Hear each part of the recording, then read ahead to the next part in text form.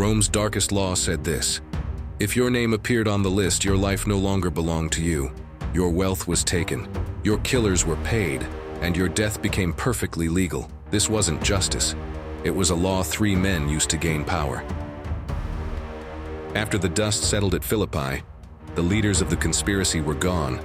Cassius was dead. Brutus was dead, and with them vanished the last organized attempt to restore the old republic.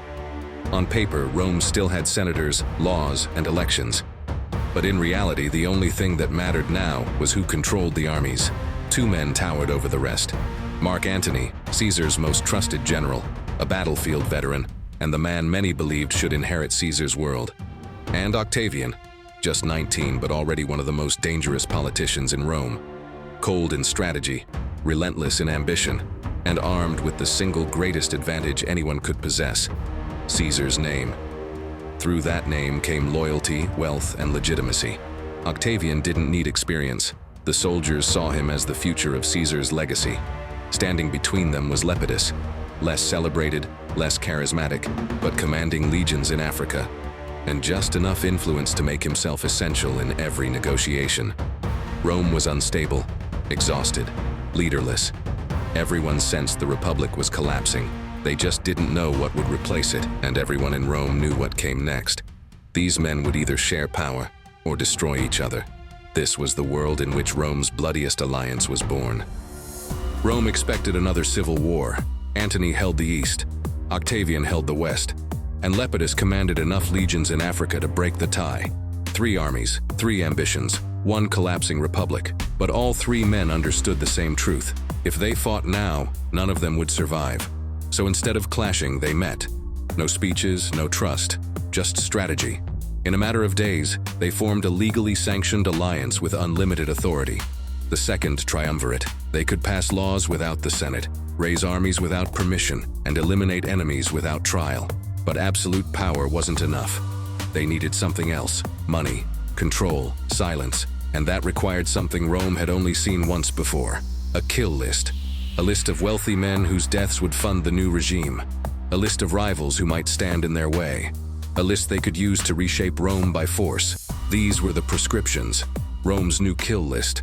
And once the names began appearing on it, everyone in the city understood. This alliance wouldn't rule Rome through politics, it would rule through fear.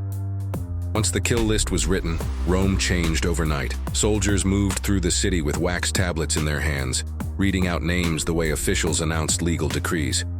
Except this time, a name on a list meant your door would be the next one they opened. People weren't arrested, they simply vanished. Wealthy men tried to flee. Many didn't make it past the gates. Others hid in friends' houses, hoping their walls and their loyalty would hold. But fear spread faster than courage. Neighbors whispered about each other, slaves reported their masters. Old rivalries suddenly became accusations.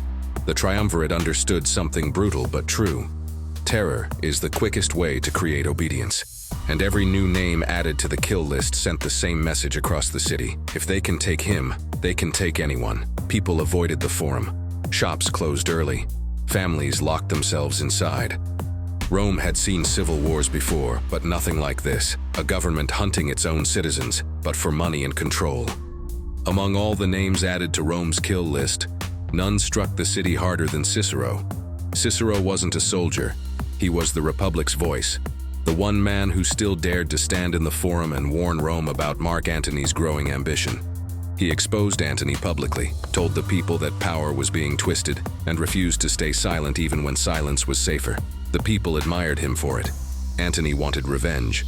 So when the Triumvirate met to decide who would disappear, Antony demanded Cicero's name. For a moment, Octavian hesitated. Cicero had supported him, even helped legitimize him. But keeping the alliance alive meant giving Antony what he wanted. And Octavian chose the alliance. That choice was the turning point. The moment the Triumvirate stopped pretending to be a government and became something darker. Cicero tried to escape quietly to avoid putting others at risk. He didn't make it out. The Republic's last voice was gone, and Rome understood the truth. If even Cicero could fall, no one was safe. When the killing slowed, Rome didn't feel restored. It simply felt controlled. The Triumvirate had money. They had soldiers.